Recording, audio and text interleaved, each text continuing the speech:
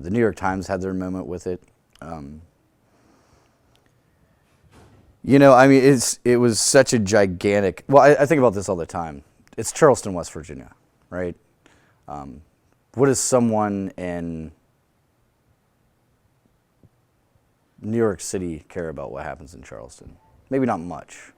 But if something like this would have happened in New York City, the entire world would have been paying attention to it. I wonder if anyone is really looking in the communities further south of Charleston and the damage that it's done to the more rural areas of West Virginia. You know, we take for granted in Charleston how urbanized we are and the benefits that come from, you know, our rail infrastructure and our highway infrastructure and our immediate access to the outside world. But what of these communities in Boone County and Lincoln County and Logan County that their life was entirely disrupted for much longer than those of us in the urban areas, and otherwise radio silence out of it. You know, what happened down there, guys? Was it a non-issue? Was it a thing that was so easily swept under the rug, or was it just another acceptance of the tough condition of life in rural West Virginia? No, this was not handled well, in my opinion, at multiple levels. And I think a lot of that had to do with the fact we were in uncharted territory. Some of it, I think, of our own making, some of it not. This was a chemical that we knew about and had been a part of the coal industry and the cleaning process for a number of years, but had not been studied very extensively. So we didn't have a lot of information from the scientific community to start with to know, you know, what are the effects? What are the potential hazards? What should we be telling people? And not just as the media, but what should the Department of Public Health be telling people? What should the water company be telling people?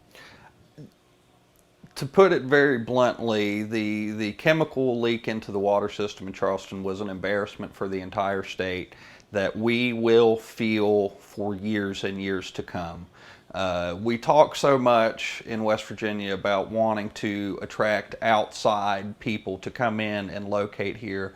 And a fundamental aspect of that is being able to say that our critical systems are modern and reliable. And what that event has done in a very public manner is said to the rest of the world, no, West Virginia does not have a reliable water system.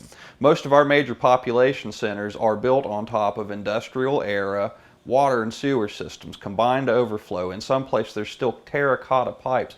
There are rumors out there that in places, even in Charleston, there are still wooden pipes carrying this water to people. And how can you expect someone to come in and spend billions of dollars on a manufacturing facility or any other high-end business to look at that and say, you know, I really have faith in this system. I really believe that these pipes are going to be able to support population growth and density for the next 50 years for my business.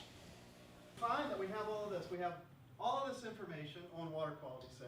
I think what I would say is people need to advocate for their community and for safety in their community, no matter what it is. But when it comes to something as essential as water, know what's going into the water. Know how your water is processed.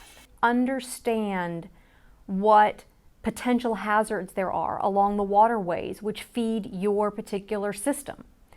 People didn't know. And they couldn't or didn't feel like they could trust those in positions of authority to tell them accurately what those things were.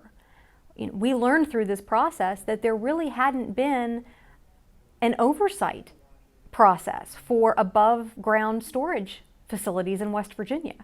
And the tank bill, which turned into a law, is a step in the right direction to ensuring that there is proper oversight and continued maintenance of those facilities that hopefully, you know, will keep something like this from happening again.